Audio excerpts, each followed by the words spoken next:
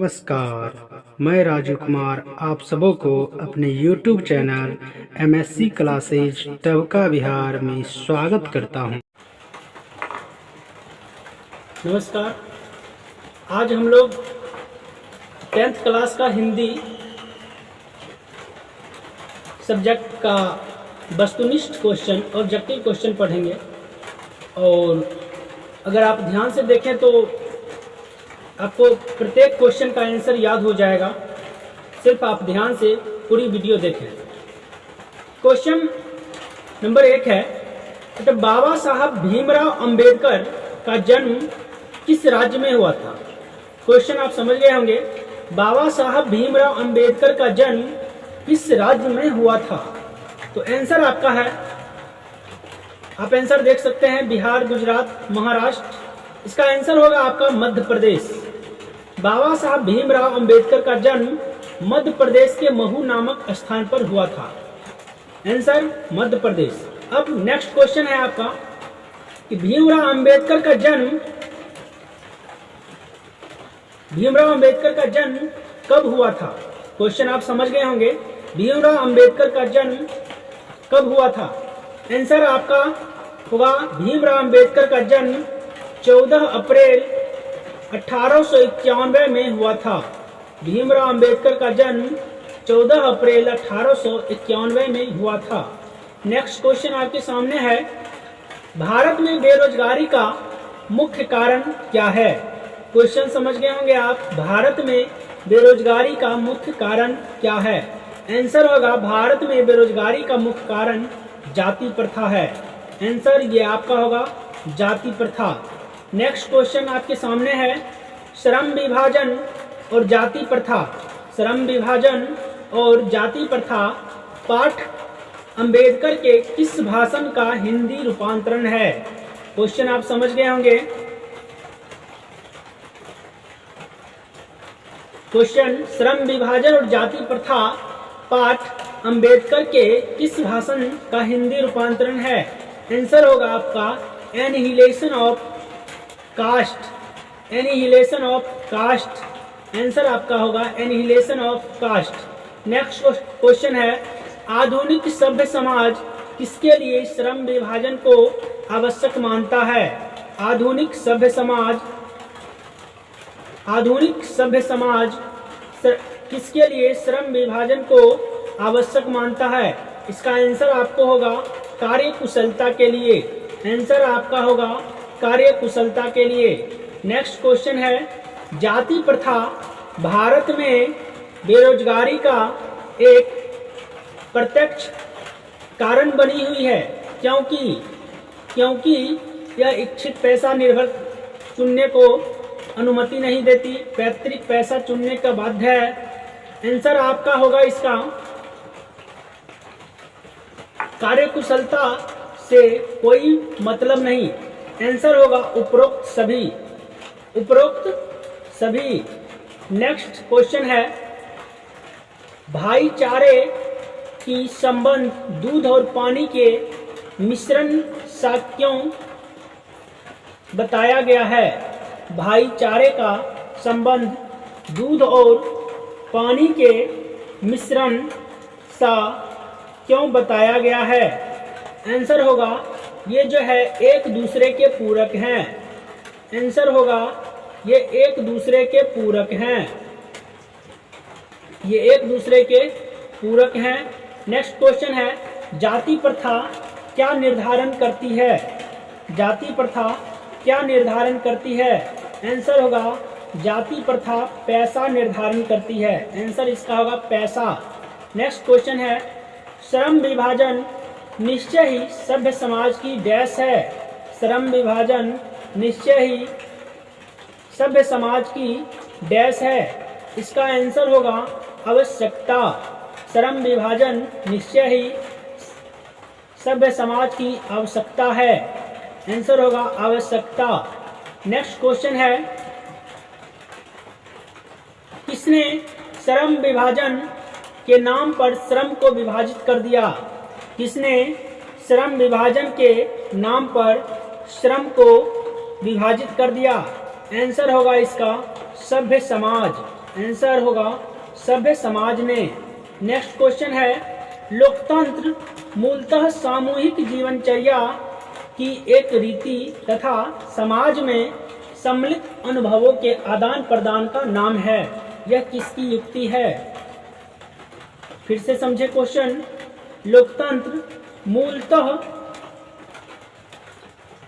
सामूहिक जीवनचर्या की एक रीति तथा समाज में सम्मिलित अनुभवों के आदान प्रदान का नाम है। यह किसकी युक्ति है? यह जो युक्ति है ये भीमराव अंबेडकर की युक्ति है। आंसर होगा भीमराव अंबेडकर।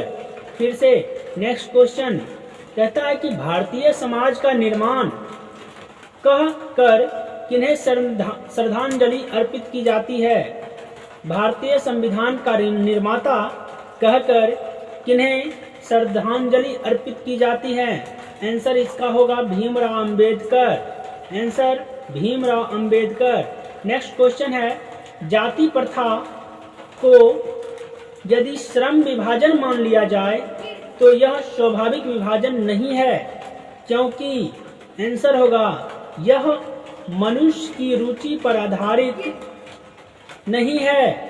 यह जो है मनुष्य की रुचि पर आधारित नहीं है। नेक्स्ट क्वेश्चन, आगे क्वेश्चन है, श्रम विभाजन और जाति प्रथा निबंध के लेखक कौन हैं? क्वेश्चन आप समझ गए होंगे। श्रम विभाजन और जाति प्रथा निबंध के लेखक कौन हैं? आंसर आपको याद होगा, श्रम विभाजन और जाति प्रथा के लेखक भीमराव अंबेडकर हैं। आंसर होगा भीमराव अंबेडकर। भीमराव अंबेडकर का निबंध है, आपको याद होगा इनका जो निबंध है वो श्रम विभाजन और जाति प्रथा है। इसका आंसर श्रम विभाजन और जाति प्रथा होगा। नेक्स्ट क्वेश्चन है, भीमराव अंबेडकर की मृत्यु कब हुई? तो भीमराव अंबेडकर की मृत्यु 1956 में हुई थी। भीमराव अंबेडकर की मृत्यु कब हुई थी? 1956 में। नेक्स्ट क्वेश्चन है, the caste in India their mechanism के लेखक कौन हैं? The caste in India their mechanism के लेखक कौन हैं? आंसर आपका होगा Bhimrao Ambedkar. Bhimrao Ambedkar. The caste in India their mechanism के लेखक कौन हैं? भीमराव अंबेडकर। नेक्स्ट क्वेश्चन है, भीमराव अंबेडकर के चिंतन और रचनात्मक के प्रेरक थे। भीमराव अंबेडकर के चिंतन और रचनात्मक के प्रेरक कौन थे? तो इनका जो है चिंतन और रचनात्मक के प्रेरक कबीर, बुद्ध, ज्योतिबा फूले, ये तीनों थे। इनका जो है ये तीनों थे, अर्थात उपरोक्त सभी होगा आंसर। नेक्स्ट क्वेश्चन है, नेक्स्ट क्वेश्चन, श्रम विभाजन और जाति प्रथा किस विद्या की रचना है? श्रम विभाजन और जाति प्रथा जो है वो निबंध है। श्रम विभाजन और जाति प्रथा क्या है? निबंध है। नेक्स्ट क्वेश्चन है, जाति प्रथा का सबसे बड़ा दोष क्या है? जाति प्रथा का सबसे बड़ा दोष है पेशे का निर्धारण कर देना। आंसर आप समझ गए होंगे। जाति प्रथा का सबसे बड़ा दोष क्या है? पैसे का निर्धारण कर देना। नेक्स्ट क्वेश्चन आपके सामने है, आर्थिक पहलू से भी जाति प्रथा डैश है। आर्थिक पहलू से भी जाति प्रथा क्या है? हानिकारक है। चैप्टर आप पढ़ेंगे तो ध्यान में होगा। आर्थिक पहलू से भी जाति प्रथा क्या है? हानिकारक आंसर होगा इसका, हानिकारक है। मूक नायक क्या है? क्वेश्चन आपके सामने है, मूक नायक क्या है? मूक नायक जो है वो पत्रिका है। इसका आंसर होगा पत्रिका। अगली क्वेश्चन हम देखेंगे, डॉक्टर अंबेडकर ने किस पत्रिका का संपादन किया? डॉक्टर अंबेडकर ने किस पत्रिका का संपादन किया? आंसर आपके सामने होगा बहिष्कृत भारत। बहिष्कृत भारत। नेक्स्ट क्वेश्चन है, डॉक्टर अंबेडकर का वाङ्मय हिंदी के कितने खंडों में प्रकाशित है? फिर से क्वेश्चन आप समझें, डॉक्टर अंबेडकर का संपूर्ण वाङ्मय जो है हिंदी के कितने खंडों में प्रकाशित है? तो आपका आंसर होगा 21 खंडों में। आंसर आपको याद हो गया होगा, 21 खंडों में उनका संपूर्ण वाङ्मय प्रकाशित है। नेक्स्ट क्वेश्चन आपके सामने, आधुनिक सभ्य समाज में कार्य कुशलता के लिए किसे आवश्यक मानता है? तो हमारे आधुनिक सभ्य समाज में कार्य कुशलता के लिए जो है आपको याद होगा श्रम विभाजन को आवश्यक मानता है। आधुनिक सभ्य समाज कार्य कुशलता के लिए किसे आवश्यक मानता है? श्रम विभाजन को आवश्यक मानता है। नेक्स्ट क्वेश्चन है, डॉक्टर अंबेडकर के पिता का नाम क्या था? डॉक्टर अंबेडकर के पिता का नाम क्या था? क्वेश्चन आपके मन में आ गया होगा, अगर याद होगा तो क्वेश्चन इसका होगा रामजी सकपाल। रामजी सकपाल। नेक्स्ट क्वेश्चन है, जाति प्रथा श्रम विभाजन, जाति प्रथा का श्रम विभाजन मनुष्य की डैश पर निर्भर नहीं करता। जाति प्रथा का श्रम विभाजन मनुष्य की डैश पर निर्भर नहीं करता। आंसर होगा स्वेच्छा, रुचि, कार्यकुशलता, उपरोक्त सभी।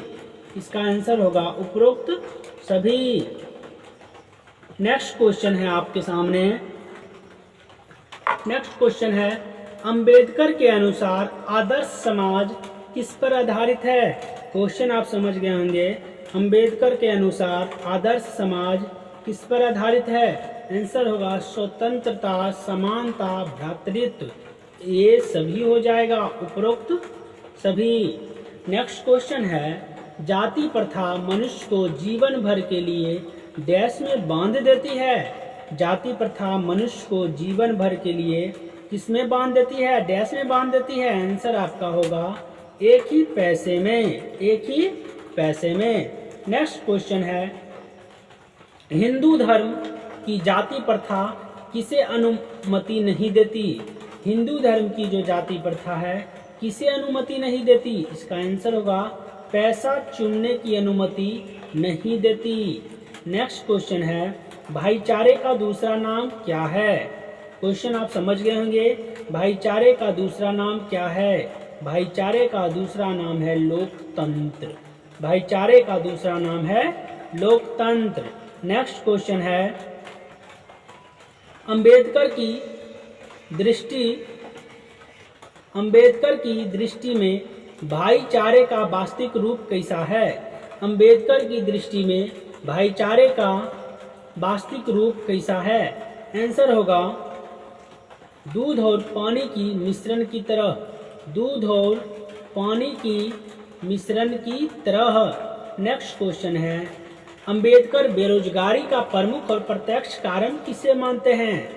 अंबेडकर जी बेरोजगारी का प्रमुख और प्रत्यक्ष कारण किसे मानते हैं? क्वेश्चन आपका होगा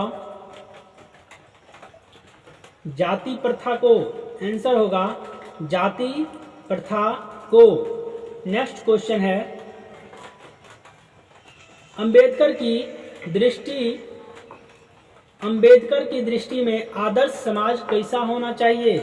अंबेडकर की दृष्टि में आदर्श समाज कैसा होना चाहिए?